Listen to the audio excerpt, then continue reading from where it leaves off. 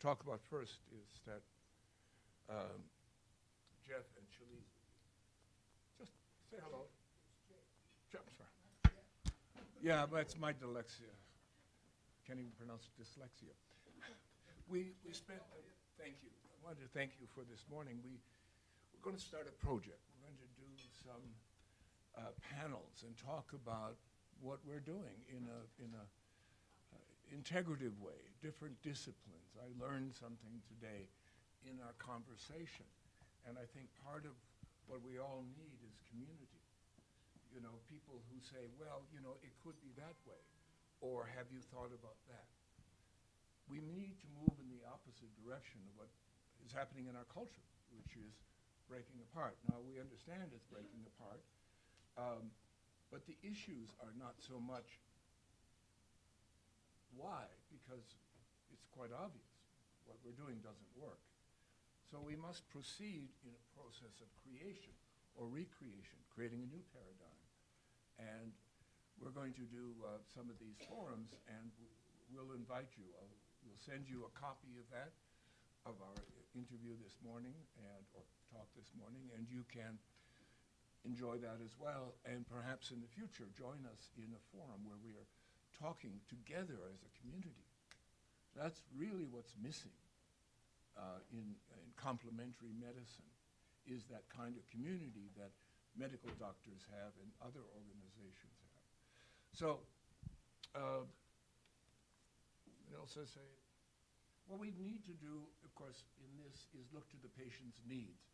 Here I'm talking about patterns and diseases and symptoms. But what is the what is the nature of the patient? What is it that they're experiencing? What is it that I perceive? And our own interaction. We're not Cartesian, separate observers of phenomena. We are engaged in relationship, and that needs to be part of our priority. So, having said all of the editorial, I do waffle. I don't get to the point, and I sort of change subjects in the middle of a sentence. That's probably my brain, but I use it as an idea of looking at multiple ways of seeing something. So, here we go. These are some of I highlighted just a few sentences, a lot of material here. What we're looking at is a disease that has taken over the entire body through the ACE receptors. These people are experiencing persistent fatigue, brain fog, and a variety of other conditions, sometimes quite serious, like cardiovascular incidents, stroke. These are all part of this post-COVID, and it's not really being looked at clearly enough in our field. People are coming, and we're dismissing or not recognizing it's actually a post-viral problem. So here we're looking at what those those post-viral inflammatory states are, how they're existing, and how they continue for this period of time. It's multi-organ. The virus, via the ACE receptor, ACE2 receptor, enters into multiple systems, your nervous system, your immune system, your urogenital system. They're finding it in cerebral spinal fluid. They're finding it in sperm. No, not sperm, semen. And so we can see that this is there in many, many ways. And this can go up to 3 months after diagnosis, and some people for 12 months they are experiencing these factors. Now, women will probably be experiencing them more simply because of endocrine issues. And these are, again, looking at some of the multi-organ pathologies, looking at liver, kidney, heart, blood, spleen, etc. So you can see that this is a different kind of virus, not the flu virus. It works on so many different levels. And we're looking at, here's the receptor, angiotensin converting enzyme 2. And one of the things we were talking about this morning was the fact that there is so much information in terms of scientific research. Part of our job is how do we incorporate that information? Rather than treating the symptom or the disease, what are the pathways that give rise to that disease? Potential connection suggests that ACE2 inhibitors may not be a good opinion treating COVID-19 patients with cancer.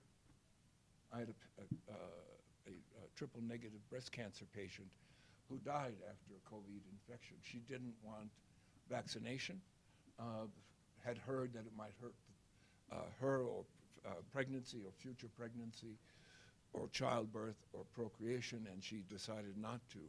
I've tried to talk to her about, I don't see any evidence of that. But, you know, the thing about social media is, you know, one of the things I see in American television I don't see in Australia is you have so many people doing testimonials.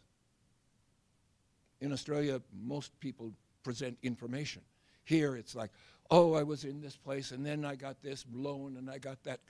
You know, American communication is often very interpersonal in shape, but it's often done through the internet. So there's a schizoid split here.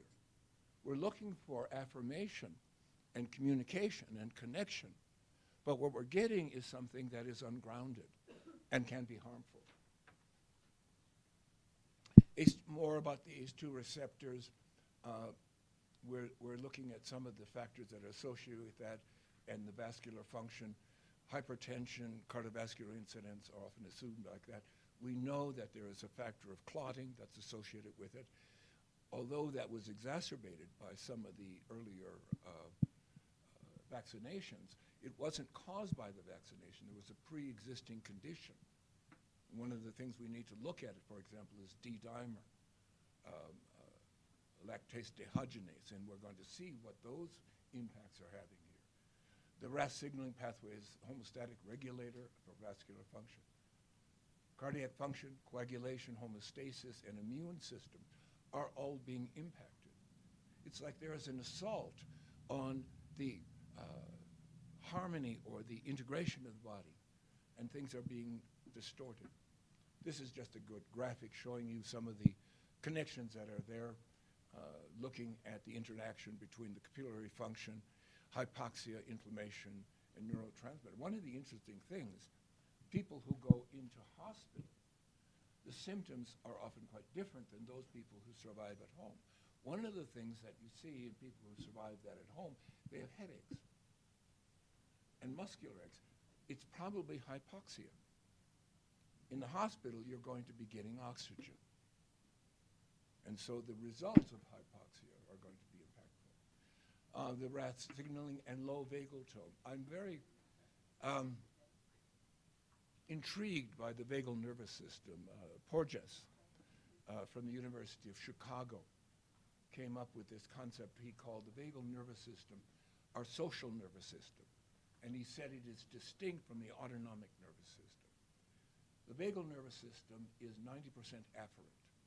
That is, it goes from your guts up to your epigastric area, liver, up into the heart, and the heart is very impacted by vagal tone, and then into feedback to the brain. So one of the things we think is that we see things and we think about them and we know something. How we know something is because of the vagal nervous system that's informing the brain of what the body is experiencing. We've entered into this Cartesian split where the body and the mind, even though we know it's not true, when we talk about whole body, our basic philosophy in medical science is linear, and so we make these divisions. My cry is to get integrated medicine, which really involves holism. Obesity, that's one of the real key factors. One of the reasons is the virus stores itself in adipose tissue, and it can remain there for months, still active. Yeah. We have some requests from live stream people. They can only hear you when you talk in the mic. No, they hear the mic away. I wish I had a lavalier because this is. Yeah, me too. All right. Okay. Let's. Apologies for those. Anyway, here's some of the statistics about obesity and mortality in regard to that. There is a link between obesity and severe COVID. What does adipose tissue do? Adipose tissue is biologically active. It's not a little baggie filled with fat. It's an active organism. It produces inflammatory cytokines. It produces forms of estrogen. And this is having an impact. And a large amount of adipose tissue is going to distort the body's response to a viral infection. Is that making sense? Okay. Here's a graph looking at those changes over times. Here are the 4-week.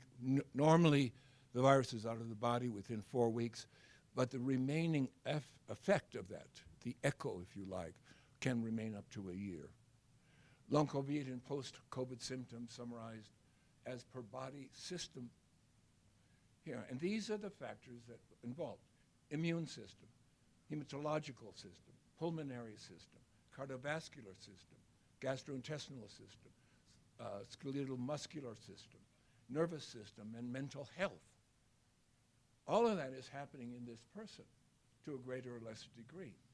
And people don't necessarily recognize that as a result of the post-COVID.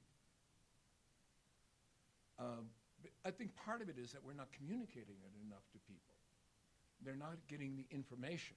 And why aren't they, one of the other things about being in America, you have drug ads. We're not allowed to do that in Australia. You can't put pharmaceutical drugs and advertise them. That's the doctor's job, not yours.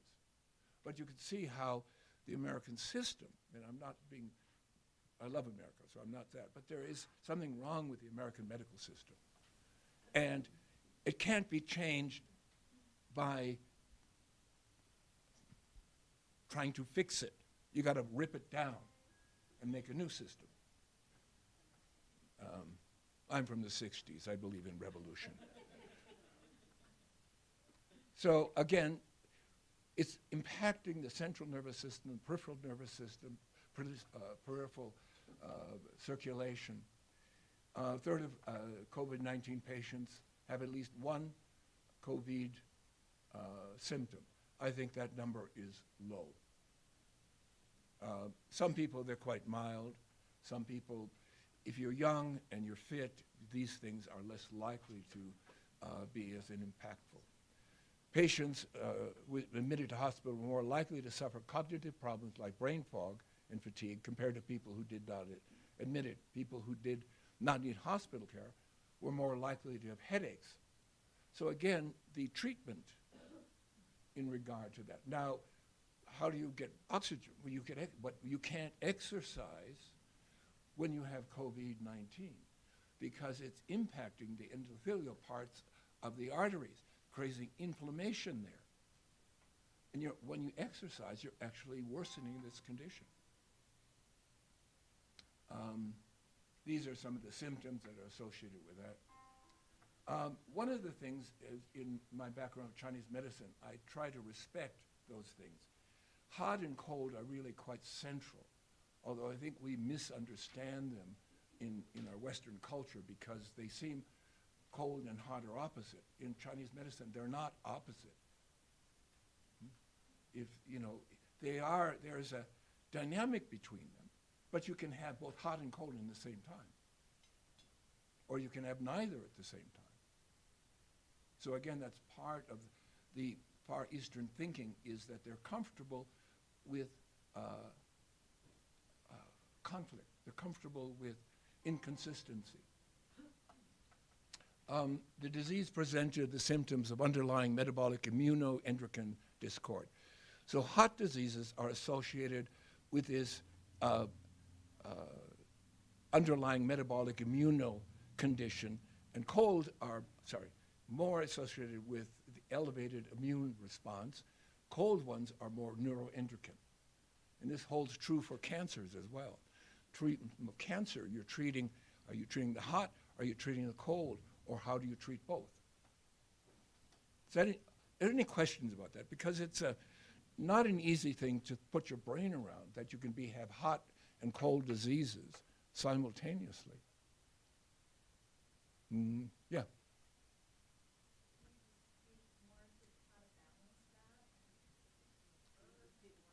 Well, okay. Well, all of those things, obviously. From myself as a herbalist, I'm looking at, is this immune response? Are there elevated cytokines? Is CRP, ESR, serum amyloid A, which is really a good thing to measure, are they elevated? Then I use anti-inflammatories. If those are not elevated, and I'm looking at blood panels, for example, urokinase plasminogen activator or plasminogen activator inhibitor, if they're both high and D-dimer is high, you have an endocrine circulatory problem. And so by understanding where that patient is. Now, in cancer, tumors are cold, but their environment is hot. Huh? Interesting, huh? Or I find it interesting. And what I said is we seek allostasis. Allostasis is different than homeostasis. Do you know the word allostasis? Yeah. Now, I'm going to take that allostasis and put it into a different context. Allocentric.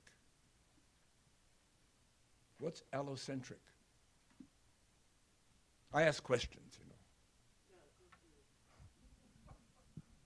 know. Allocentric is the opposite of egocentric.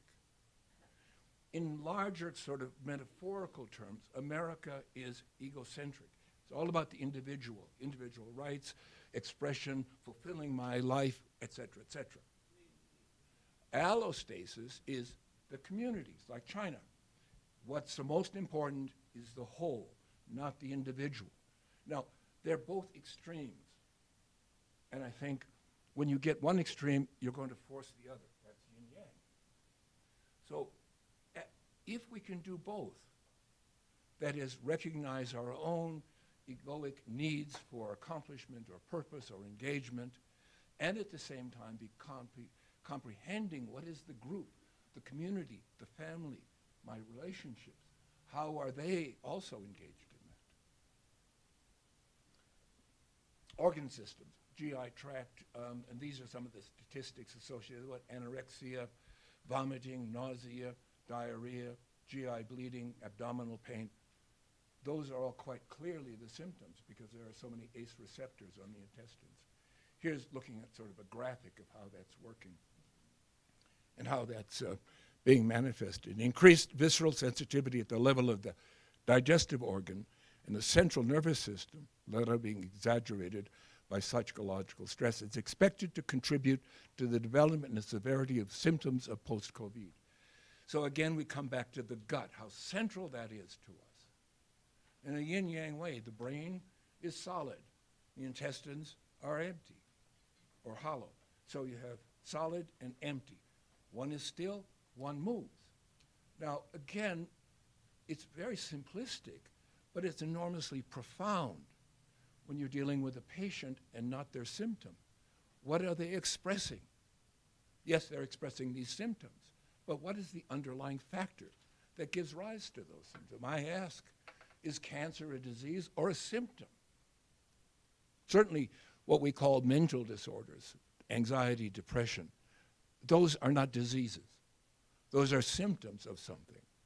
And the treatment that we use, SSRIs and those sort of things, are from useless to dangerous. I'm not suggesting that they may not be useful a short period of time, but mostly even that's placebo. Yeah, don't forget placebo. From the moment your patient calls you to when they walk into your office or Zoom you and see your environment, they're being impressed with you because they come to you. You are some kind of godlike feature, and you have all of these capacities. And so they're in a state of vulnerability. And somewhere in treatment, we need to acknowledge that vulnerability and support them in looking underneath. Some patients I say to them, how can I help you? Or what would you like from me? And they say, oh, well, you know, I've got this. And I said, I've read the report. I've read all your files, all 50 pages of it. And I know there is this issue, but what do you want from me? And that's an important question because it invites relationship. It means I want to know about them, not their disease. And that really is an important part of the therapeutic process. Gut dysbiosis, again, that happens. Bacterial groups belonging to gene Bacteroides have known to downregulate the ACE2 expression in marine colon, inversely correlated to fecal SARS-CoV-2 nucleic acid loads. So we're seeing how these kind of things are actually impacting on the microbiome and how we actually have to look at that as one of the factors that is associated with it. You know, of course, that what's going on in the lower gut, in the microbiome, is directly impacting your cognitive process. You know, yang and yin. Brain fog. Again, that's probably one of the most common factors. And people will try to medicate that because they don't recognize that it is actually a post-viral medical condition. So they drink more coffee or they take some kind of, some form of drug, alcohol, marijuana, whatever it is, to actually ameliorate some of those kinds of problems. So we have to look at that. You know, the woman I talked earlier and was a heavy alcoholic. And how did that contribute? I don't know to her ultimate demise. But certainly it did have an impact. Why was she drinking? Because some part of her wasn't coping, and the alcohol helped her cope. So theoretically, it's okay. But the fact is that it's not a solution. It's a palliative. Neuropsychiatric conditions. The incidence of neurological and psychiatric disorders at 6 months was a third of the control group. How many millions of people is that? Many psychiatric conditions were described after an infection, including malaise, myalgia, headache, insomnia, can't spell, can I? Cognitive infection with SARS-2, including chronic malaise, myalgia, headache, insomnia, cognitive impairment, depression, and anxiety. Now, if you're having problems, you went to your doctor, you'd say, oh, I think you need to see a psychiatrist. And then they give you psychoactive drugs. That's not the issue. The brain is not managing these inflammatory factors because they go through the blood-brain barrier. When you're stressed, what are produced by stress? Sorry? Peroxide. What else? Sorry? Cortisol. And the impact on the body is to create inflammatory cytokines. The body is saying, I'm going to be under attack. I need to defend myself. I'm going to activate my immune system and produce these inflammatory cytokines. And they pass through the blood-brain barrier. So stress is one of the first things I want to address to my patients. And you know what most of us say, most of us say, yeah, that's right, but,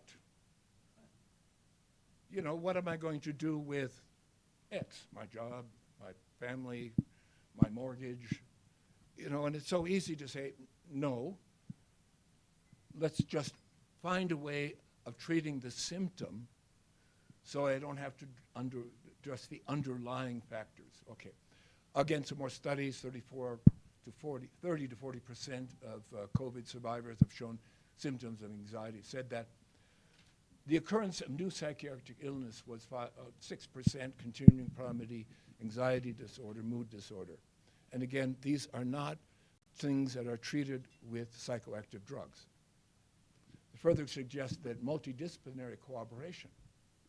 So again, a clinic that provides a number of different pathways of treatment is an important thing. We need a hospital. Jake? We need a hospital in which we can contribute. I learned something this morning sitting with these two brilliant practitioners. You know, we can teach each other, and that's important. Again, here, look, leading to chronic medical conditions, dementia, neurodegenerative diseases. So this can get really serious. And there are some stories about people post-COVID getting Parkinson's disease, Alzheimer's disease. Now, I don't know that they're shown that what the pathway is and why that occurred, but it does make sense because both of these are associated with inflammatory states. This is a COVID-19 cytokine storm. You can see how these are increased in these levels and what the pattern is that exists there over periods of time. Cardiovascular thromboemboli. People with COVID have sticky blood. It's just part of what occurs, and the older you are, the more severe that is. Because, as you know, you produce a lot more fibrinogen and coagulation factors as you get older. It's just one of the factors that I am so envious of the young. Yeah. Okay, well, I'm saying, well, I'm old, I must be wise. Okay, COVID-19 associated coagulopathy has distinct features including markedly elevated D-dimer concentration. I measure D-dimer in my cancer patients all the time. It is really an important biomarker. That and lactase dehydrogenase.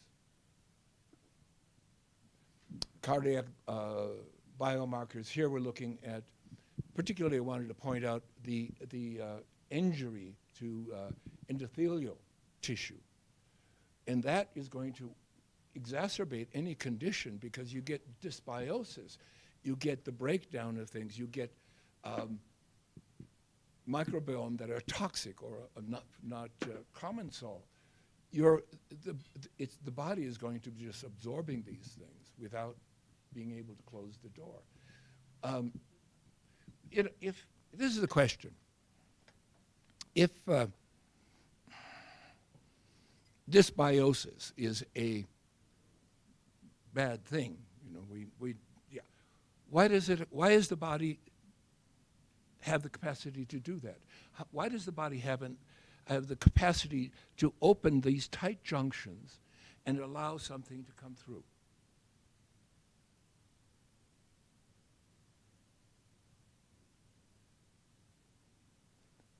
The body, the immune system, is being aware that there is a toxic component in the bolus, in the food or in the things like that. And it opens a small portal to take a sample to get the immune system ready for that. Now, isn't that brilliant design? However, if that doesn't shut and that stays open, then you're in serious trouble. So what the body does is really right and natural. When we do allopathic medicine, and I mean that in the real meaning of the word, not Western medicine, but when you do that allopathic, we're skipping over all of those important parts and trying to deal with what's the real problem. And we really need to look at the context of what that disease is in. Why do some people have much milder symptoms than others? Is there a different cohort there? No, there's different experiences that give rise to these things. Cancer,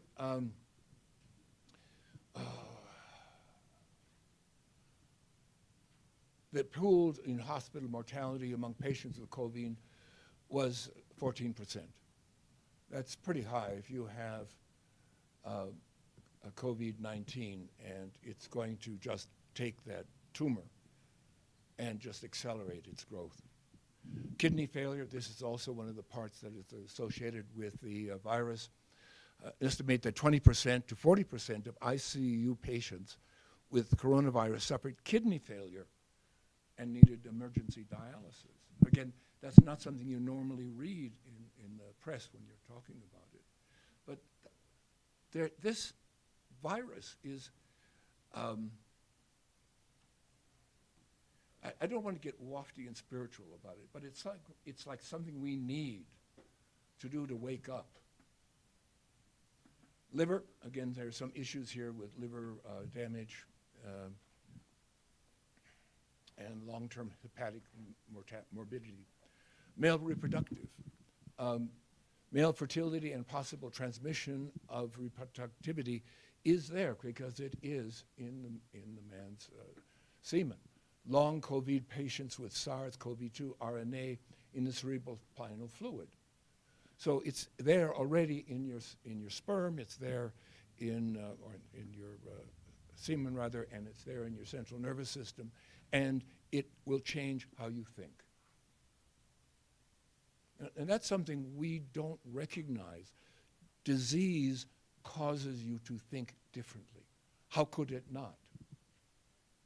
But when we separate ourselves from the disease, we see that as something out there that is bad, we need to eliminate, rather than to recognize this is something we've created. And we have to then look at the creation of this. Am I getting too philosophical here? Okay. Okay.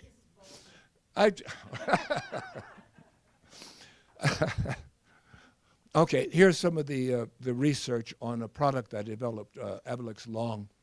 I went out, I saw at the end of last year, I saw, okay, this is going to be something that's going to be big.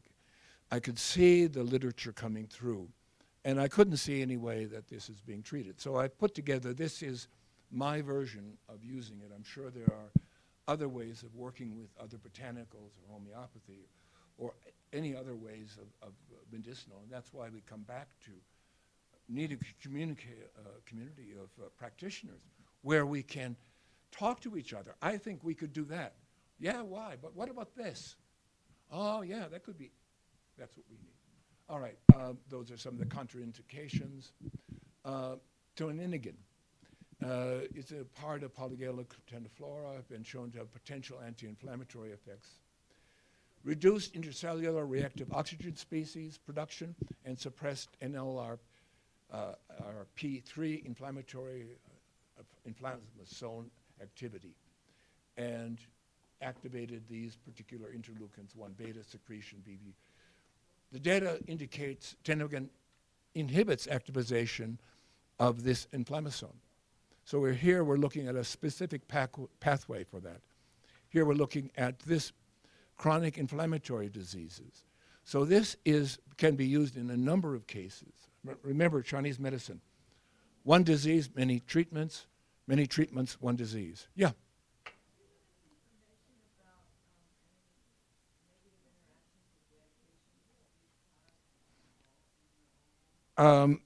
I guess it would depend on the interaction. Yes, I wouldn't use these with SSRIs.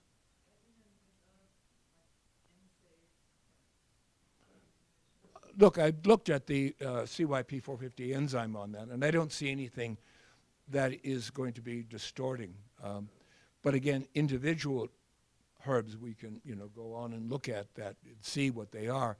There isn't a lot of research, unfortunately, to show that. Memorial Sloan Kettering has a whole category of CYP450 enzymes. The trouble is they don't show if they're antagonists or agonists. And so if you look at berberine, which is a herb that I use, isolate I use a lot for a lot of different conditions, it is contraindicated because it extends the half-life of the chemotherapy agent. So you're getting 20% more benefit, and it has effects because of the anti-inflammatory to protect other tissues. So yeah, but that information is there, but really a lot of it is we need to develop a community of scholars who are going out and codifying these things and seeing the interrelationship between many of these metabolic patterns, these microenvironments. Protects dopaminergic neurons. So again, there's a pair. So I'm assuming that this may bring up BDNF. Now, it's an interesting thing. BDNF is a growth factor, but it also is upstream from IGF-1. So there are some really clear pathways in which we can utilize this. However, as I discovered in some working with one patient, in triple-negative breast cancer, BDNF is extremely high. So we want to look at protecting the brain. Here's some more studies on this. Suppress the activity of caspase-3 activity, regulates BCL2 Bax ratio. Again, these are critical in terms of the inflammatory pathways. Here we're looking at the combination of germoidin and they're shown to neuroprotective effect. And the mechanism was associated with apoptosis and cancer-related signaling and endocrine hormone regulation. So again, many of these herbs and isolates operate on multiple levels. And part of the thing for me as a herbalist is I want to create a formulation that does as much as possible, and then which herbs support? You know, in traditional Chinese medicine, you have the emperor, and which ones you support. And the one you put at the top is pertinent to that individual. And that's, when you look at the classic literature, and you look at a formula, it says this is the emperor formula, this is the assistant. Yeah, well, that's a generalization. In another patient, that herb that we call the emperor, the lead herb, may be number 3. Same formula, but different amounts in the herb formula will dictate the outcome. That's alchemy. And you can only do that if you can think holistically. That is, to see the wholeness of this person and the wholeness of the medicine. Tensionone 2,3. I use a lot of the cryptotensionone, tensionone 2. These are great products from Salvia metrosea. Artemisinin, pianoflorin were described as promising kappa B inhibitors.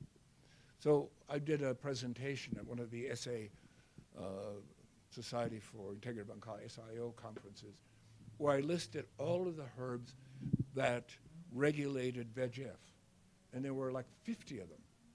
And so it's amazing what pharmacopoeia we can draw upon. And part of it is it's so much, which is why I think orthodox medicine just feels overwhelmed. They want to say, tell me what to do, give me an answer, go away. And when I talk to them, I say, we're not going anywhere, because things are circular. You look at the Taoist symbol. Life is not linear. It's not going anywhere. That's an illusion, or delusion. Tryptophan and the immune system, I'm going to look at that because I've had some feedback that maybe I'm regulating one of the, upregulating one of the inflammatory factors.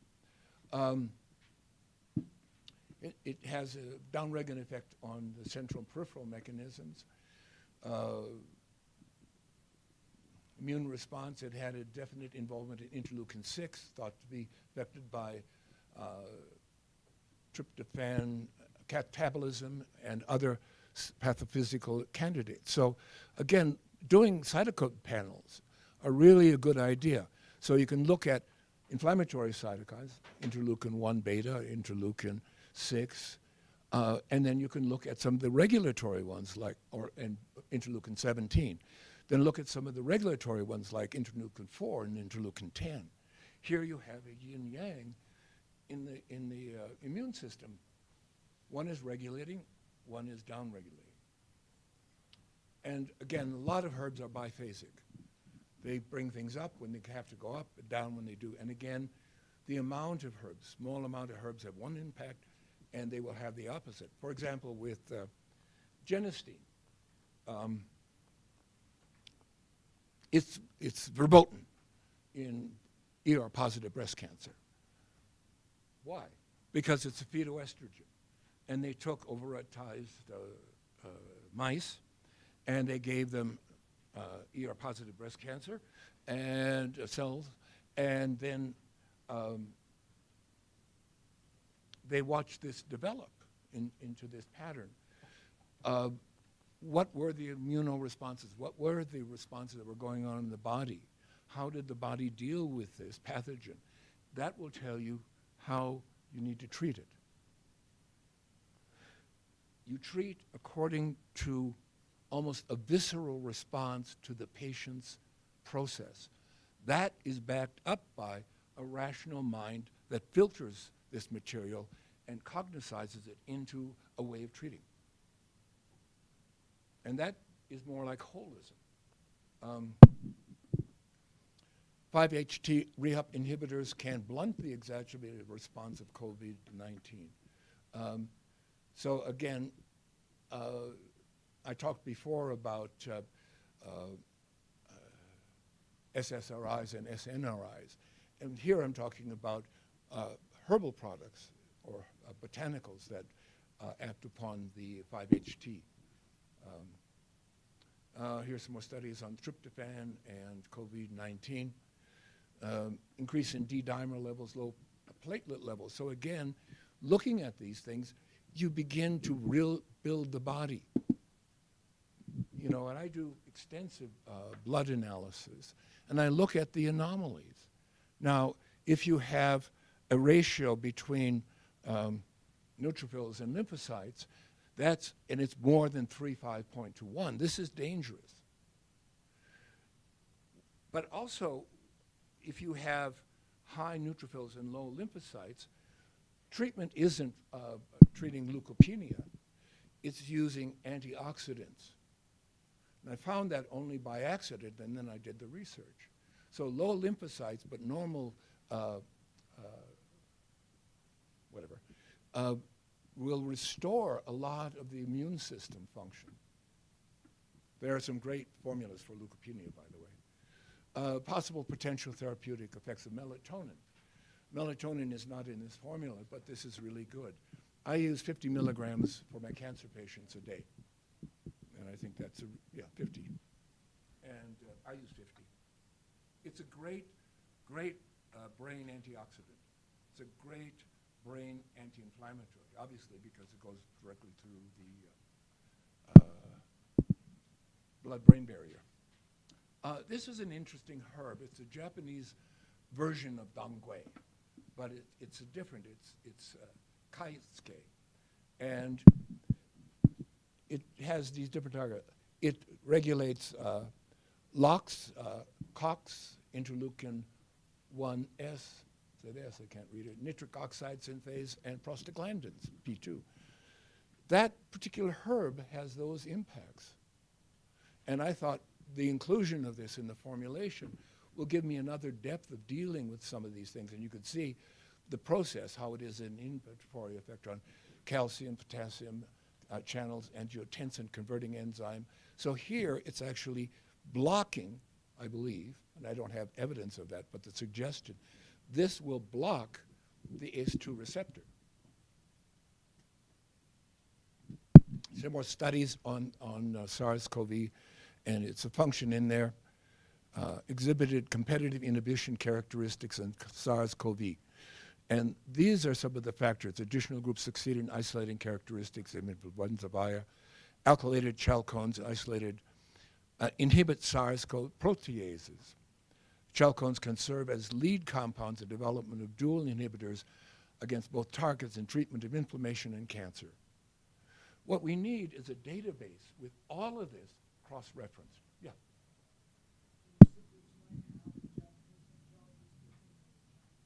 I don't know what the molecular difference is. I don't know what the molecular differences are. I mean, it's the same species. What is it? Species? Yeah. But that doesn't have these properties. Just for different species. What? No. But this is available. We can get it. So it's available. It's being manufactured in China. China manufactures everything. Sorry? Yeah. So that, I don't think the Chinese wouldn't bring anything in from Japan. It has to do with their medicine. You know, there's a kind of older brother superiority sometimes, yeah, well, the Japanese, they're still doing, yeah. Again, if you look at herbs and the development of herbs, they are things that grow inside of an environment. And the environment determines that. That's basic evolution. And it used to be easy because what you needed was there in your garden or somewhere within walking distance. And the herbs you chose were something, I mean, I don't think the ancient masters had the variety of herbs that we see today. It would have a very limited number. But at the same time, they were wildcrafted, and so therefore the secondary factors would have been much stronger. And as I said, empirically, this was developed over centuries. And you have to remember this is a patriarchal medicine. The son followed the father. Started at the age of 5, helping weed the herb patch or help harvest, and then went on to supporting the father. And by the time he was 35 and his father retired, he had 30 years experience. So when he would take a pulse, he would get a really different kind than we Western people will. And simply it's because of a different way of experiencing things. Also you have to remember, these herbalists lived in environments where they knew everybody. So they didn't have to ask a lot of the questions. They would say, what's the relationship to your husband, or how do you like your children? But they would know. You have your husband is an asshole and he's bothering you. So we put, they could put it into the equation unconsciously because they knew you. And you get somebody walking in you've never seen before with a stack of papers, and all what you have is information about a disease and nothing about that person. That's where we come in. Yeah. Yeah. Yeah. I mean, incredible. I mean, what a brilliant piece of work that was. It was the first truly scientifically empirical document in medicine. These are some of the studies. Alkaloid chalcones, those are the references. Extracts from licorice. It inhibits the SARS-CoV-2 replication in vitro. Conjugates with amino acids in as a function presented in 70-fold increase in SARS-CoV. I don't know, that's all the background stuff. Regulate inflammatory response by inhibiting PI3K, 8KT, NF-kappa B, MAPK signaling pathways. This one particular herb, licorice, is doing all of that. It's an incredibly powerful. People think about licorice, oh, that's just a flavoring. It is really a brilliant medicine.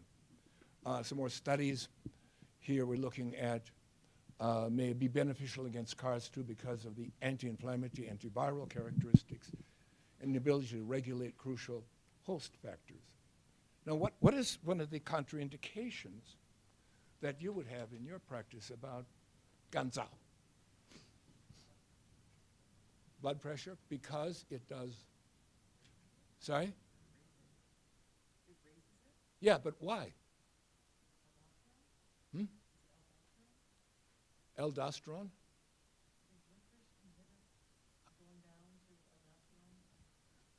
Licorice. Okay. Probably know more than I do about this subject.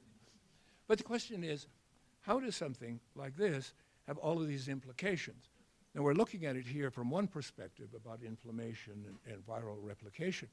On the other hand, it has an effect on the adrenals. It has an effect on blood pressure. It has an enormous effect on the endocrine system. So that's why it's always used in small quantities in Chinese medicine, because it's just tweaking. You look at a soup, and you taste the soup and what it needs, just a little chili. Yeah? And this is how a formula is done. What's it need? Oh, a little bit of licorice, a little bit of sweetness, a little bit of, yeah? Yeah.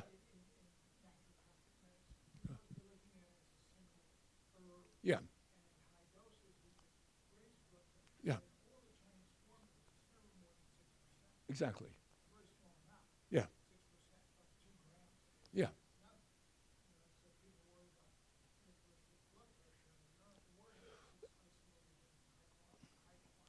Yeah, exactly. And I think that's part of where we have to recognize that almost all of these medicines have gone through the equivalent of phase 2 trials. You know, we know what the dosage will be. We know what the side effects are going to be. We know what the contraindications are. We know what there is discord between various herbs. That's all. That's our gift. Now we have to understand it from a metabolic point of view, from a cellular point of view. Artemisinin, again, what a wonderful, coming from Artemisia, what a great herb this is. Significantly shorter in the ART group than in the cortisol, the control group.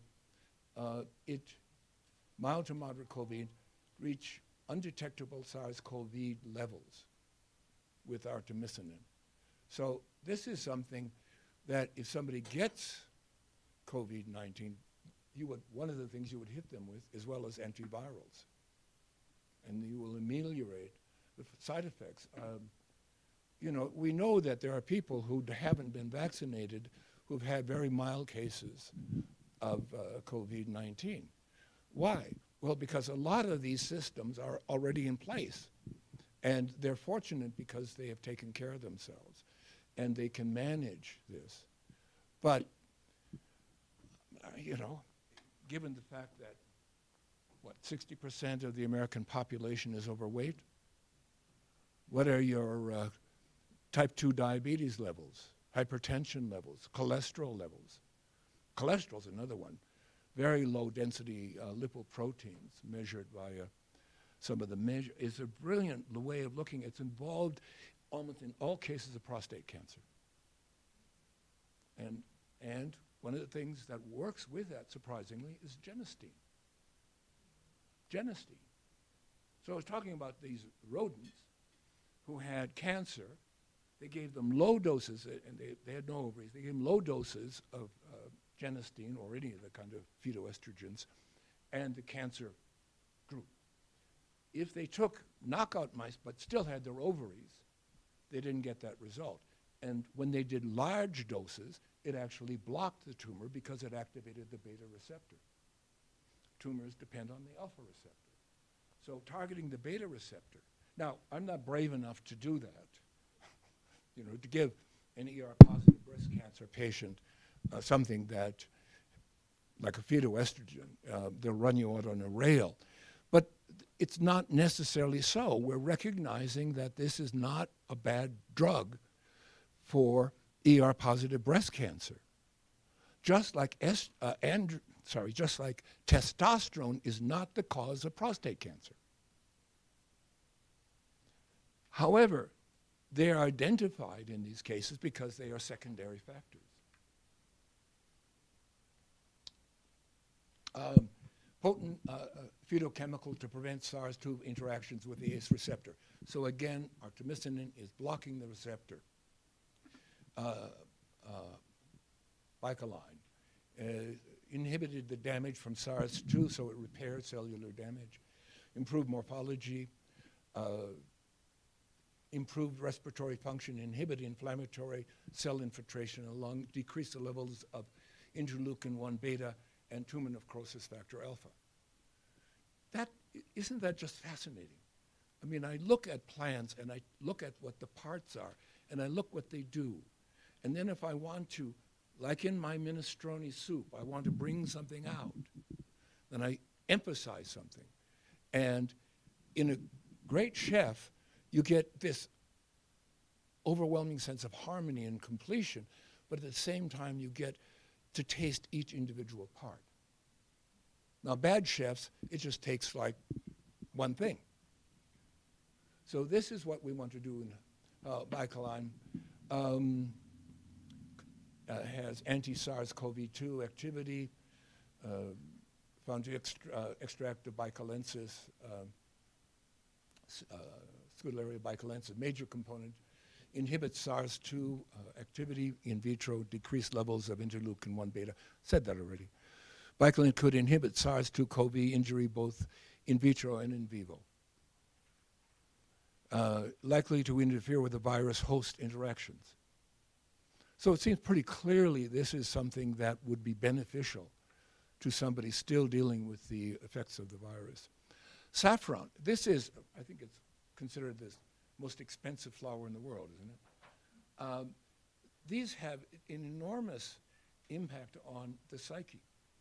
And, you know, I've used them in many cases for people with what they call depression, but is more like defeat. And depression and defeat are different. Defeat is exogenous. And using something like saffron or some of these other botanicals that are antidepressant, anxiolytics, really makes a significant difference in their way of seeing things.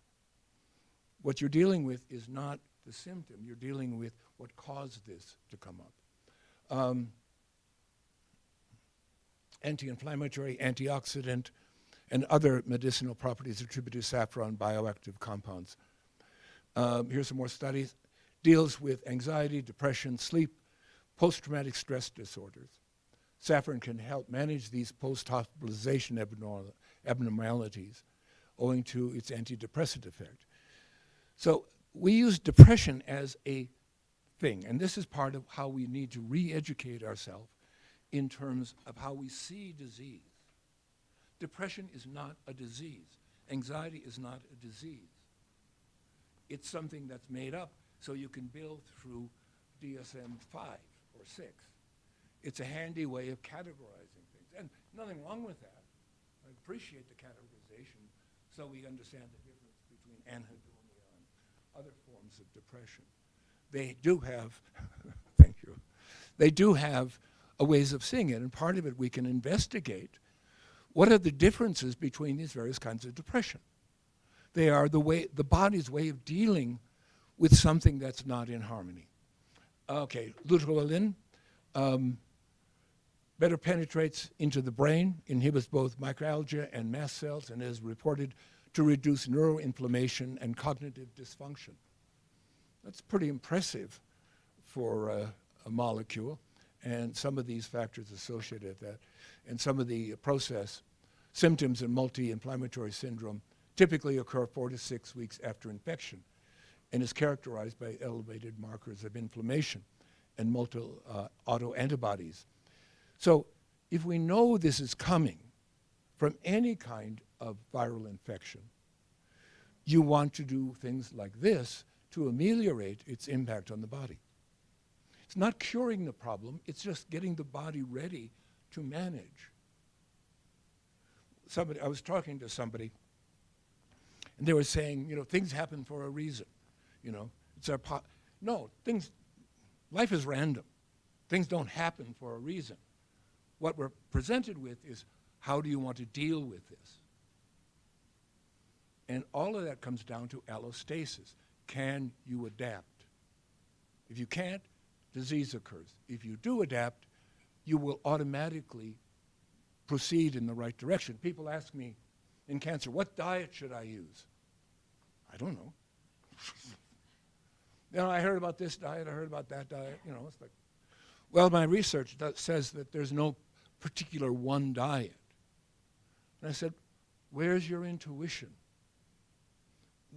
Where have you lost touch with your body? What does it need?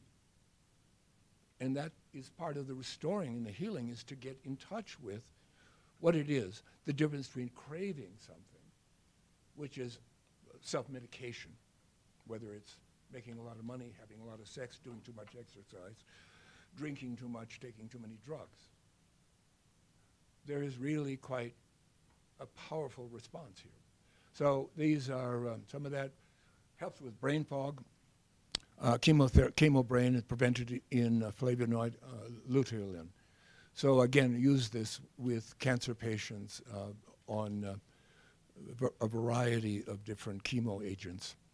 Now, that particular formula covers most of the areas in which I'm associated in regard to these treatments. But here are a number of things. I won't take a long time. These are all online in our portal, and they will give you the information. Cell Protect, it's a phytoestrogen, and estrogen are best binding and hence interfere with SARS-2 attachment in stress cells. So these are these phytoestrogens. This is what it's comprised of: diazin, glycitine, genistein, bicalin, and jasmoidin. These are pure extracts, 98% pure. There's nothing there but that molecule. People ask me, why do you do that? Because I know exactly what the target is. It's going to hit that cell. You take a formula, 10 herbs, you're hitting a lot of receptors. When you do whole herbs, you're doing long-term work. You do isolates, you're working for the next 2-3 weeks, a month. And you should get a result that quickly with these things. And then you do the support of the whole herbs. AVAT, chlorogenic acid, these are some of the research and had its effect on SARS-CoV-2. And, you know, it is, I developed AVAT. We changed the name to Avir. We had antiviri, but the government took that away. We couldn't use that because it's prescriptive. So AVAT I developed in 2003 with the first SARS virus, CoV-1. And also used it for Middle Eastern respiratory, yeah. And it really worked. And you know, these were not highly contagious, but they really did affect. So I did my research. And once you do something like this, it's going to be always there. Tensions from Danshin. Activate SARS virus proteases, exhibited dose-dependent inhibitor effects on 3-CL-Pro in a non-competitive pattern. It has this salvia metzorota, could be helpful to further COVID-19 drug research. This, I use this formula in something called Regen. I make a lot of medicines for myself. It's anti-aging because it's a blood thinner, not like a Clexane or any of these other ones, but it actually helps activate the blood, remove some of the stagnation in that. PAC is a combination of various phenolics and polyphenolics, which I find to be very useful. As I said before, they will bring up lymphocyte levels. Ganoderma, of course, we're all aware of that. These are some of the studies associated with COVID and its impact on that. They said the extracts of Ganoderma, Perella, and Mentha Hapaloxis were effective challenge in using hamsters as disease model. So again, using these combinations, you can actually experiment. You know, I think we need to, in our profession, do a lot more lab work. Now, we can't afford human trials, nor would they be worthwhile, because it's not our way of working. But we do need evidence, and we need to make that evidence relevant to the patterns that we see. And as I was speaking earlier, excuse me, Chinese medical patterns are traditional patterns. They're metaphors. They're not actual conditions. We need to translate those patterns into biomedical language, simply because it allows our research more effectively. If I know that there is a deficiency, for example, of a particular kind of hormone, and that's impacting the, you know, that we're not getting any feedback from the hippocampus, or from, sorry, the hypothalamus. There are herbs that will bring up the action of the hypothalamus, increase the thermal properties. Futsa, for example, which is unfortunately illegal. Can you get it here? Futsa, aconite, processed aconite. Sorry? You can. Oh, fantastic. Great combination for leukopenia that contains that. It's in, I'll send it to you. Corticeptin, again from IM3 is the formulation, enhanced immunity, inhibited proliferation of viral RNA, suppressed cytokine storm. Now here, what, in some simple way, what we have, I like to use, that doesn't work. When I prescribe, I have, if not literally do it, I do a 2x2 matrix. And then I look at, the patient's condition. Weak, strong. Then I look at the herbs. So that's this axis. This axis is support. This is for repletion, attack.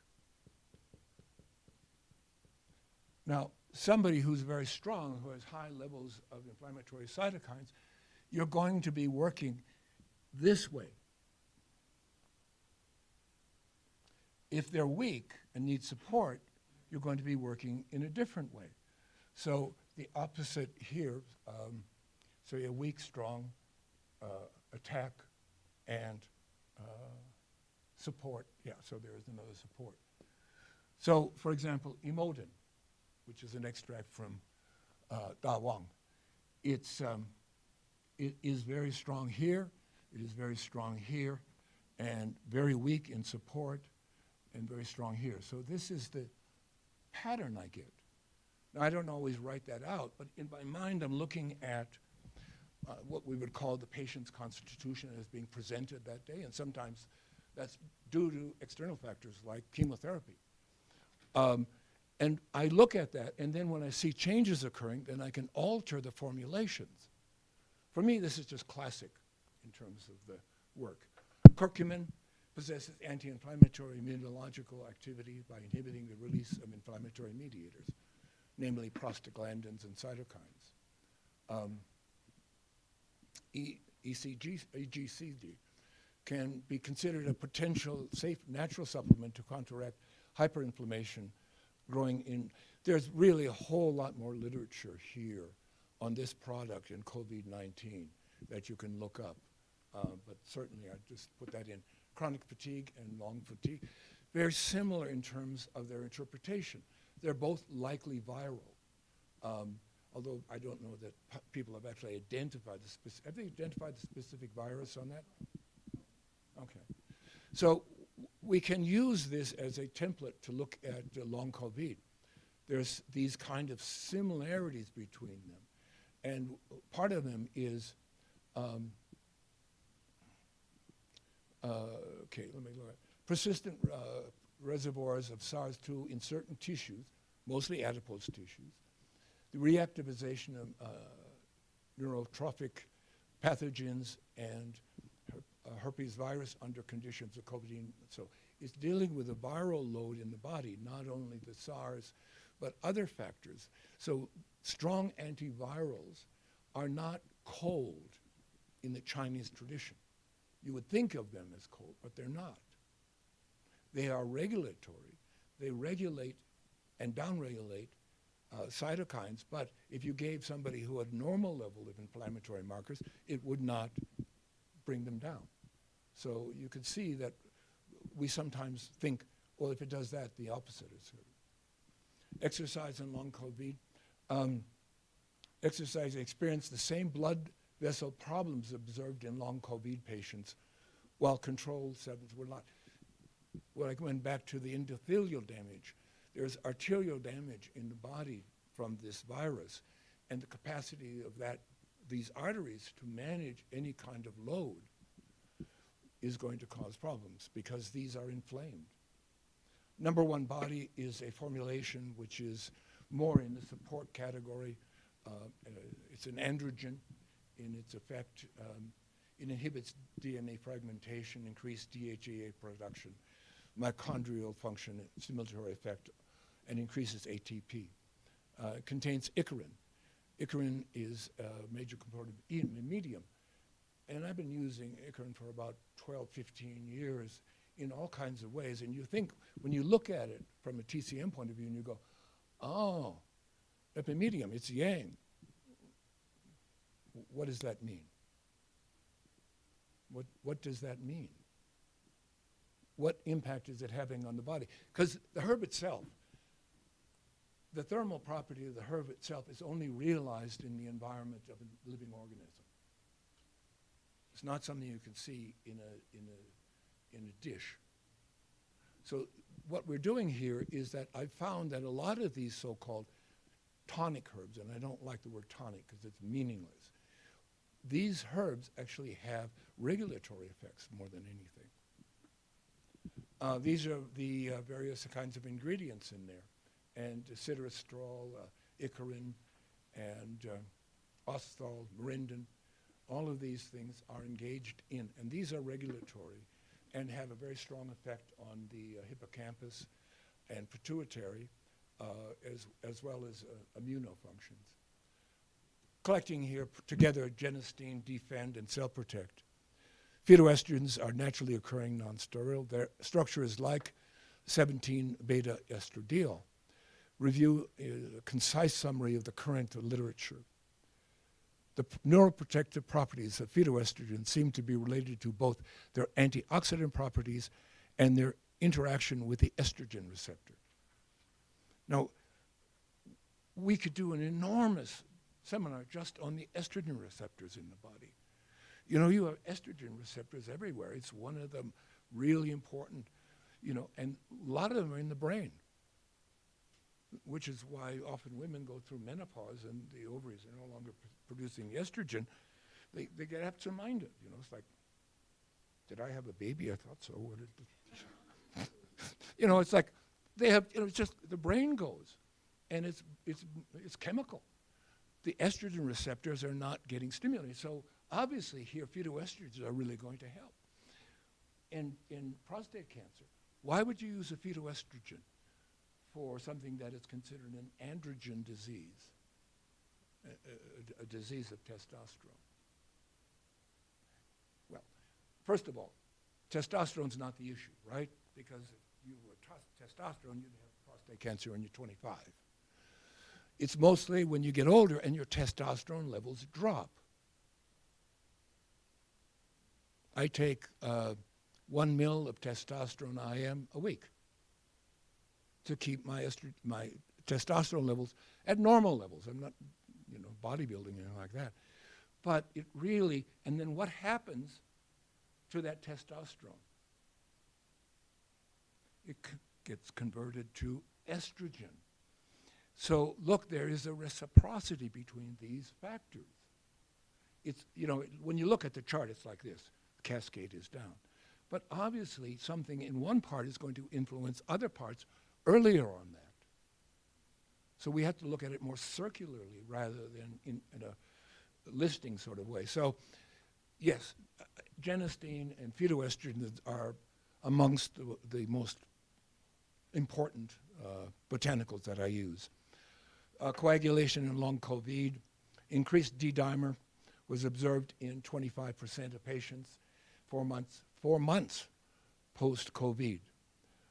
Also, here we look at lactose dehydrogenase as a factor. What's breaking down in the body that's causing this elevation of D-dimer? And what do we need to do? Well, obviously, then we look at blood-regulating herbs, particularly danshin and that family of herbs. Thromboembolism, again, looking at the inflammation going on within the endothelium. We're seeing 1/3 of patients hospitalized due to severe COVID develops macrovascular thrombotic complications, including thromboembolism, myocardial injury, infarction, and stroke. That's a lot of people. Again, how much of this is being reported? You know, it's like when we start talking about measuring deaths from COVID, we also have to include deaths from these factors that are caused by the COVID. Somebody comes in and they die, they have cancer and they die, so it's cancer. No, it was exacerbated. It was COVID-19. Heart attacks, strokes, it's COVID-19. Fucoidan, it's a great product, seaweed, and it has a number of properties. antioxidant and cancer immunoregulation, antiviral, anticoagulant activities. Looking at the antifocoidin in terms of that part, potential antiviral therapeutics agents involved in that. Long haul and hypertension. 30% of patients and 38% of those with severe disease had hypertension. Again, there's the damage to the arteries that are involved in this. And you have to repair that inflammation. It's the same inflammation you get when you get plaque buildup. It's not the cholesterol, you know, of course you know. It's the inflammatory factors that cause the plaque to build up. So here we're seeing the same thing, and this is due to not the lifestyle of diet and exercise, but here specifically to the virus. Rhine, this is a cousin to Imodin from Chinese medicine, not so cold and dispersing, but has more supportive properties. If you look in that square, you can actually map that. Inhibits interleukin 1, 2, 6. So it has so many of the same kind of regulatory problems with inflammatory cytokines, but it does not have the cold quality that impacts the GI tract. Sorry? Da Wang. Same as Imodin. Okay. We found it only because we ordered Imodin, and we have in Australia the Therapeutic Goods Administration. Everything we have is medicine. It's not supplements. It has to go through a regulatory body. It has to be manufactured in a pharmaceutically licensed factory. Our TGA investigates the factory and goes through their books. And we found out that Imodin, they changed the rule on it, we couldn't bring it in. So they sent us Rhine instead. And I said, oh, what are we going to do with that? So I looked it up. I said, wow, I didn't know that. I mean, it's an amazing thing. Inhibits interaction between the virus protein and the ACE receptor again. Is essential for viral attachment, and this is being interrupted. Significantly block the S protein and the ACE2 interaction in a dose-dependent manner. Again, this is something you would want to take right at the beginning of infection. We're looking here at coagulation dysfunction in this like that. Rhine treatment reduced the expression of VCAM in HL-VEX via the P38-dependent pathway. What does that mean? It's regulating these coagulation factors and some of the issues in doing with the inflammation that is going on, that is causing. You know, one of the things at my age, my coagulation factors are high. Well, not necessarily me. My inflammatory factors. When you get old, your inflammatory factors.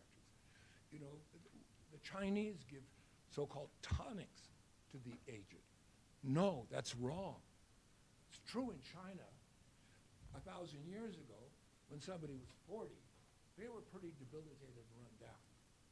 They didn't have a good diet. They worked all the time, and they didn't have that. So then you can do this kind of build-up because these people are quite weak and they need support. They are in that weak, empty need of support. But here we're looking at altering that pathway and treating the underlying factor that gave rise to these things. Is this making sense? I know I'm talking in circles. Again, some more about the cardiovascular issue. Potential multi-target compound for COVID-19 through its antiviral and cardioprotective effects. Panchant is a herb. Again, I came from my research in China. We have a full-time researcher at the University of Shanghai. And as I was saying earlier to my friends, 90% of that does not get translated into English. And their research is as good as anything in the United States. 15, 20 years ago, Chinese research was garbage. You know why their research is good? Well, that's it. They want to do, well, they want to go to Stanford. So they're going to, you know, it's like they're writing all the time to me. Can we write an article together? I'd like to get it published. I want, you know, they want tenure path. And so, and you know how studious and dedicated the Chinese are So they've taken So something. many universities, Sorry? so many universities. There's so many people. Results explain the leaves of embryoditis for the treatment disorders such as hypertension. And again, these studies were done quite a bit. Past tense, again used for hypertension. Crataegus is one of the employed in anti-inflammatory, gastroprotective, antimicrobial agent used to hepatoprotective, also inhibits angiotensin converting enzyme. So you can see how these plants do multiple things. So my way of constructing a formula is to have overlaps where one herb supports the other, and also herbs that are acting dependently of other herbs. But in a concert, they come together. Evofusion, again, this is just Dongui Bu Shui Tong. You know, this is, I mean, I am so fascinated. If you change the ratio, the percentage, the formula doesn't work. Even 1%, 10% doesn't work. It's got to be just that. So I got it, and then I went and looked at the active ingredients, and we standardized those. You can look it up. Cardioprotective, acute myocardial injuries, chronic damage to the cardiovascular system. 12% of COVID-19 patients are found have sustained acute heart injuries. It's scary, isn't it? CNS factor, psychological, 28% for post-traumatic stress disorder, 31% for depression, 42% for anxiety, 20% for obsessive compulsive, and 40% for insomnia. Overall, 56% in pathological range for at least one clinical depression. So we're talking about a plague in terms of post-viral conditions, which I think, again, is not being observed, and patients are struggling. You know, they're saying, oh, look, I had time off, and I'm not going to go back to work. And, you know, and these are probably maybe good responses, but people are making decisions based on an injury. They want to get away from that. Increased risk of panic disorder, onset of aggravation following COVID-19 epidemic. Of course you're panicky. You're dying. Your body is getting into a state of trying to sustain itself in life. Mind Extra is a formula. It's a nootropic, a number of herbal things that go in there. Supports cognitive function, feeling of calm, relaxation. All of the references for this are on the website. So that's why I haven't referenced all of this. Well, sometimes I do. I love references. I learned that from my hated supervisor. I sent Jeff, I hate him. I really hate him. He was the most linear person in the world. Oh, God. I'm not linear at all. And but I learned from him a lot. I sent the first paper and he sent it back. He said, reference every sentence and preferably more than once. Okay. So the references are there. This is an interesting product that I've developed because one of the things we're doing is we're giving people probiotics and prebiotics, but if they're pathogenic microbiome, you're not actually, you know, hopefully you crowd them out with the good stuff, but one of the things I found about probiotics is that they don't, if you take them for a month, they're not going to work anymore. And you're talking about 1,200, maybe 1,400 that we know of, and you're taking 10. Now, and those are lactobacillus, are the good ones, but how are they going to find a home in that? And do you know where your microbiome is stored?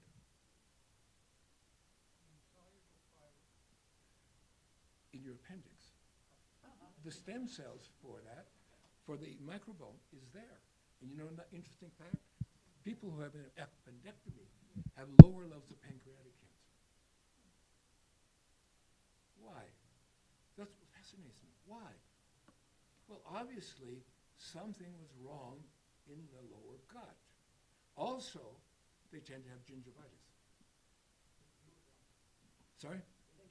They do. So look, you're seeing when you look at a disease. You're seeing these are the patterns that are involved in that. So this is, and you can look at this, if you look at the really cold herds, very aggressive in terms of their capacity. So we're looking at some of the standardizations. And this does help, a course of maybe 2 weeks, or if you do stool samples, and you can see this, and do this for a month, they're going to come back different. Much more so than if you're doing pre and probiotics. Dysbiosis formula. Zonulin 1 I came across. It's a formula. Zonulin is a protein that initiates dysbiosis. So I found herb that actually blocks that protein. And so therefore, it's more dealing with local events rather than the whole gut being dysbiotic. So we see that also gut clear is another formulation to put together, works with lower intestinal things, works with SIBO, chronic diarrhea, and constipation. And Rasibly is a formula done. It's done on human trials in China, not double-blinded ones, but certainly against control, and relieves symptoms of irritable bowel syndrome. And it is, when you look at it, I've sort of put the ingredients in there, you will see that there are ingredients in there that are affecting the central nervous system, not just the gut, not just the microbiome. Because, as you know, this condition of irritable bowel syndrome is both physical and psychological. Where it starts, I don't know. Is there an initiating point? What's the relationship between that? But interestingly enough, you get a patient in who has irritable bowel syndrome. I'm generalizing it. The woman will talk about how she feels. I'm feeling depressed. I feel weak. It's just too much for me. I'm not getting a break. I just need help. Men will come up and say, why are you coming? Oh, because my wife sent me. Well, what smart wife. You probably don't deserve her, by the way. And then, what's the problem? Oh, a little bit of, what's that? The gut. Oh, okay. How are your talking about shit? They don't want to talk about that. How's your dick? Go, oh. Sometimes you have to shock a patient a little bit. I worked with a psychiatrist. This is many years ago. I was doing the somatics part, and he was doing the gestalt. He was a crazy guy, Dr. Bukowski. And he had this patient come in who was really angry and, was complaining about all kinds of stuff like that. And he just basically proceeded to insult the person until they got so angry and stormed away. And he had heard later that she had actually recovered a great deal. Sometimes, how are you feeling? What is that for? It's like, oh, shit, get off. Do something. What the fuck? You need to have the capacity to make both interventions, both support and attack. If ignorance is one thing, stupidity is another. If somebody doesn't know something, I'm happy to explain it to them in a way that they can comprehend it. If they're ignorant, there's no way you can explain anything. Okay, here, dysbiosis. Optimize healthy bacteria in the gut, relieves symptoms caused by dysbiosis. UC, ulcerative colitis, we also use it for Crohn's. Downregulates inflammatory cytokine levels in the colon. Really very effective in, not cure, but managing severe cases of ulcerative colitis. Summary. Thank God he's finally finished. The impact of coronavirus has challenged us personally, individually, as we've experienced this, the fear, the concern, the overwhelm of this wave coming at us that caused such social disruption. And the individuals who were impacted by that, locked up, or had the disease, or knew somebody who died from the disease. So you can see this whole area of trauma. COVID-19 accessed multiple biological systems as we looked at. So and I'm sure there are unmet things. I'm looking at one of the statistics. 30% of people had, that's 76,000 people in the study, had negative effects psychologically when they were tested in the UK under the NHI. And certainly, it has disrupted our social interactions. It is exacerbating and challenging what we consider normal and a preferred way of being. Hey, I'm going to tell you something. This is the rest of it is all bullshit. This is what the truth is. The world is changing, and if you don't go with it, you're fucked. And that's what the planet is saying. Hey, grow up and behave. We don't need you as a species. And you have to begin to think holistically and allocentrically to do that. You can't think about what your needs are. Oh, hell, climate change, I'll just move to Iceland. Yeah, okay, that's going to solve the problem for everybody else. You know, in the dark, when they had the Black Plague, the royalty survived. The wealthy survived. So they would get in their carriage and they'd leave and they'd go to their country castle, which was all locked up and shut down. And they stayed there until the disease passed over and everybody was dead. And they went back. And that was the beginning of capitalism. You know why? If 25% of your population dies, the people who are left are valuable. You can't make them serfs anymore. And the same thing is happening with COVID-19. People are going, I don't like that job. Never liked that job. Hate my boss. I'll go out and do something else. Start a business on your own. Do something else. Move to Boulder. Well, they are. Half of California's here, I think. Or that or Austin, Texas. We're not dealing with the problem. The problem is we need to change as a society. But we have to do it first individually. And then as we do that, we can then help others do that. So we have to teach, as you were pointing out. I am a practitioner, but I'm primarily a teacher, and I absolutely loved what you said. Yes, we have to teach and educate.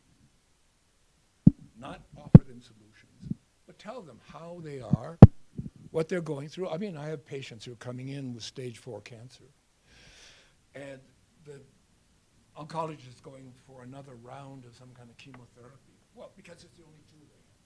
You know, the carpenter and nails. So, and they don't know. Well, you know, maybe, or some immunotherapy that's a phase 2 trial, which is, I mean, very horrible. But it's so seductive. Oh, maybe there's hope. And so when I get those patients who come in, I say, do you know this is terminal? I say it right out. First thing, this is terminal. Now you determine when that is. How you behave, what you do, how you manage your life, how you manage your relationships. Your relationships will help you survive or will kill you. So a lot of people are coming to this point where, fuck, I don't want that relationship anymore. And so we are beginning this social movement, which is magnificent, but it's also very scary because we're uncertain. I have this scale. I know I'm running over time, but let me draw it on. Here's a line, 0 to 100. How comfortable on this scale from 0, which means none, to 100, which is absolute, how comfortable are you with chaos and uncertainty? Give me a number. 75%. Okay. Okay. And how comfortable you are with outcomes and solutions and completion? Yeah, with solutions and endpoints and the sort of standard linear model of progress. Standard linear, I've never been. Okay, so now that would make you a holistic practitioner. Yeah, that does not make sense to me. But holism is about not knowing. It's about taking on an enormous amount of information that you can't rationally process. You have, how many things can you process in your left hemisphere? Oh, yeah. Sorry? How many things can you process in your left hemisphere? Men, we can do one. Women can do more. That's because they have a larger corpus callosum. Yeah? Therefore, they are getting more feedback from their right hemisphere. But, you know, I'm joking, but, you know, you can do one or two, you know. People who can do more than one thing at a time and do it thoroughly, you know, and fully engaged in that. People like John Stuart Mill, he could do 9. He was a polymath. And there have been geniuses. I'm sure Leibniz was up there. You know, these people operate on many channels at the same time cognitively. Now, how many things can you do in your right hemisphere? How many things can you process in your right hemisphere? Unlimited. Because it's not, this left hemisphere is linear. It has a start and an end. So therefore, it has an end. If you're looking at holism, you're seeing it's a circle. You're just going to end up in the same place you started from, but with learning something from that process. I'm preaching. So the summary.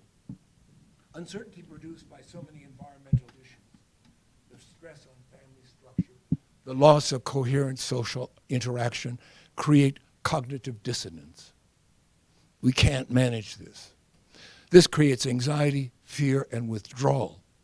It's exactly what's happening in America. We're polarizing, losing contact with people. People are not appreciating their, anyway, we know that, you know that. We must challenge our personal lives to seek new approaches to society and the need for coherent engagement. I do that as a practitioner, one patient at a time.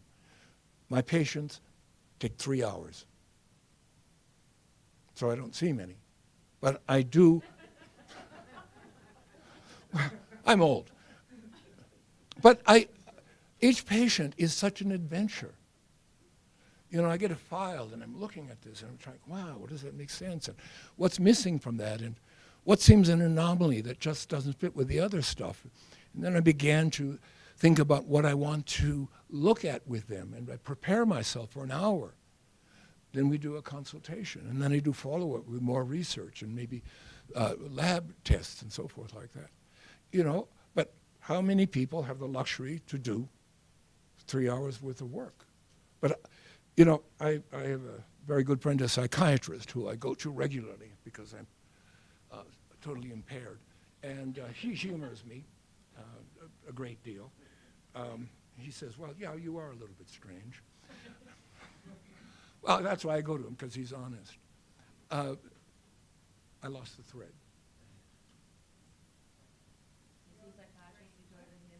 Yeah, but what was before that? Sorry? What was before that? I lost the thread. Sorry? Spending 3 hours with clients. Great, thank you. See, and that was a test. Are you tracking what I'm saying? You know, you're going to get a gold star. No, the fact is, that's what he said. I said, you know, he said, yeah, it takes me 3 hours to process. Psychiatry is different, although it shouldn't be, than other medical practices, because psychiatrists have to deal with that unconscious, uncertain part.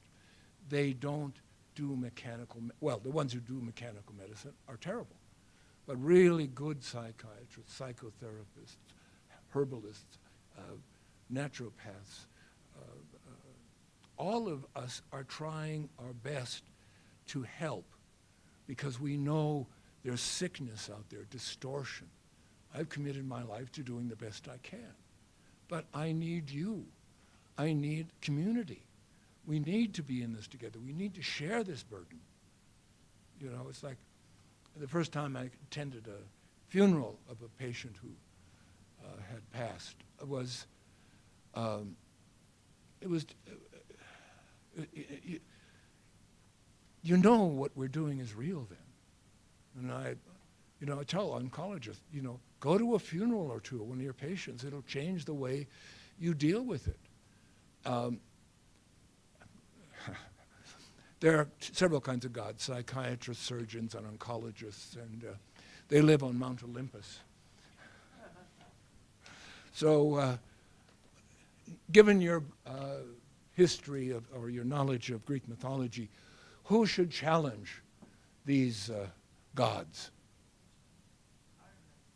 Artemis, Dionysus, maybe even Psyche. She earned her stripes. You know the story of Psyche? Yeah, isn't it brilliant? That's process of change. She transformed from a woman, human, to a goddess by passing the tests that were placed because of her folly. That is a metaphor for life. We all make mistakes. We all have, come to my Christian background, sinned, and I mean that in the sense that we have violated the sacredness of life. We've all done that. Now, the only way we can resolve that is by teaching, by sharing, by opening up, by creating a place where we're together. I feel safe with you. I can talk to you. I can be as mad as I am, and you're going to go, oh, he's just mad. So anyway, I wanted to thank you. I think that's it. Thank you. That's you. Any questions? Here, why don't you take the microphone? Okay. General question about the herbs, and I'm not saying this to be controversial, it's a thought, or two thoughts. I heard you say that it's good to use herbs in the environment where they're produced. So why are we not getting herbs from our country and our environment? And or if we need those Chinese herbs, which seem crucial, can we produce them here?